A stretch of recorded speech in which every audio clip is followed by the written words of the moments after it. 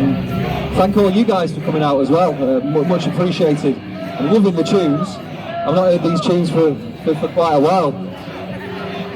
So yeah, it's, I'm sure there's a few DJs amongst you as well. I would definitely join in, but thank you for coming.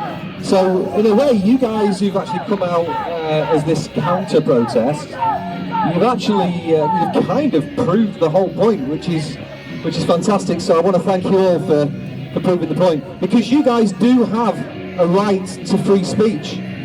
And the strange thing about this is we're in a country which celebrates free speech. We're a democracy.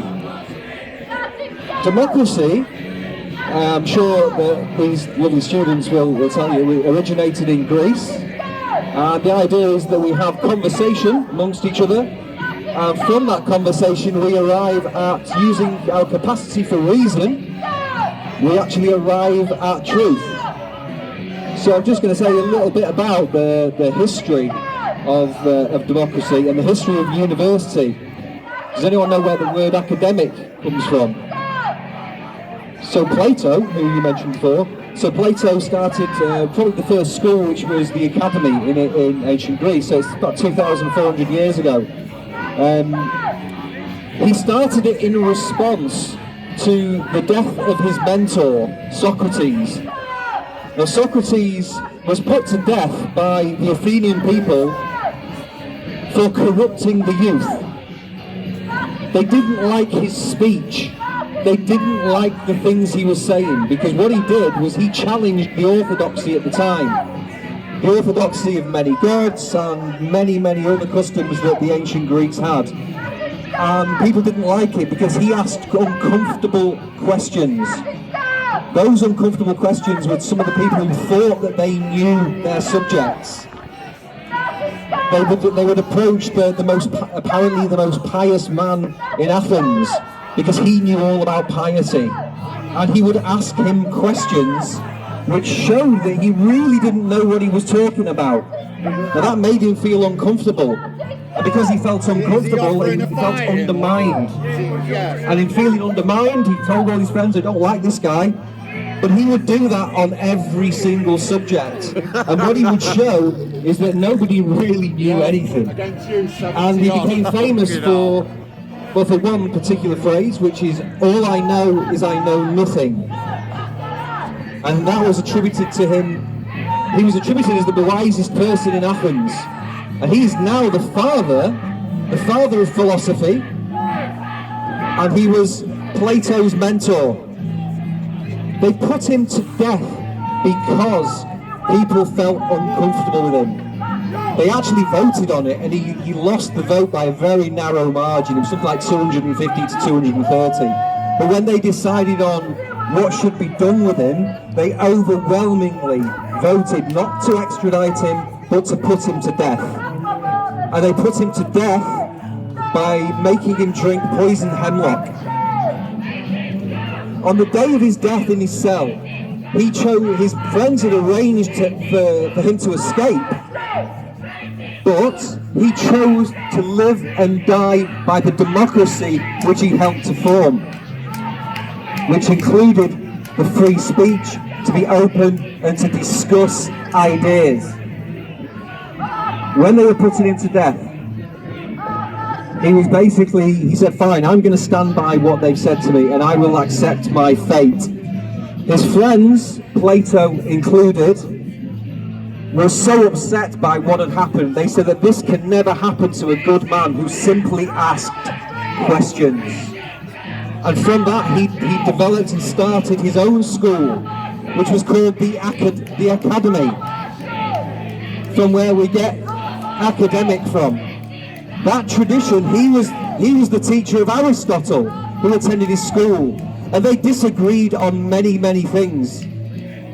Actually, Plato actually believed in censorship to some degree, and Aristotle was fiercely against censorship. His idea was that you should be free to express yourself because it won't affect the youth, because that's a catharsis. Being able to express your opinions allows you to get them off your chest so that they don't bubble up into hatred. Now between the two of them, over the next many years, many debates were had in the academy. Aristotle went off and started his own school, but the debate between the two of them, the idea of asking questions, the idea of casting doubt on ideas, is the very bedrock of academic study, and it has gone on for 2,500 years. Are we now at a point where we're going to throw away 2,500 years of progress and just simply whoever shouts loudest wins? Well, I've got a microphone so I can kind of drown them out, so I've got a bit of an advantage.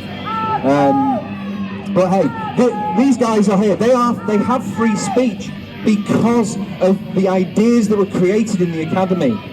The idea of questioning. Science comes from the questioning of what established views.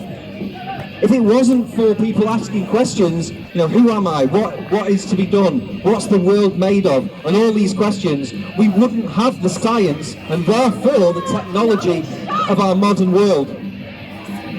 This is what it's created from. It's created from having questions, from questioning each other's ideas. And a university setting is where it's supposed to be hallowed ground in order that we can do that. So to kick a student off because of his beliefs is just the most anti-academic idea that you can think of. So the brain man, we're supposed to question each other. We're supposed to. If you've got some ideas, let's sit down and talk about it. Want to attack the black man there. Let the best arguments win. In the marketplace of ideas, the ideas that are the strongest, that resonate the most, that have the most logical consistency are the ones that will rise to the surface. And that is a tradition that I think that we all need to uphold. I'm from Manchester. I've grown up in this city. I went to university here 20 years ago. 20 years ago, there were coaches all along here, and we were all heading off to London to attend the anti-war protest. I was actually involved with a socialist worker then, so I was a little bit left-leaning. And it's actually, we're being accused by these guys of being fascists and far-right, which is really so strange. I think that we all have a little bit of some of the views of both inside us, and I think the idea to argue them out is what will relieve these tensions, rather than just shouting at each other. I don't think they agree with me. But hey, they've got the right to their free speech, and they've got the right to be here to counter, and long live the free to be able to do that. I've been protesting now for the last couple of years due to what's been going on, standing on roundabouts, holding up signs, like quite a few of us that have actually attended today have also been taking part in that. And that's because we want to preserve freedom of speech, because without freedom of speech, our entire culture will surely die. Thank you very much.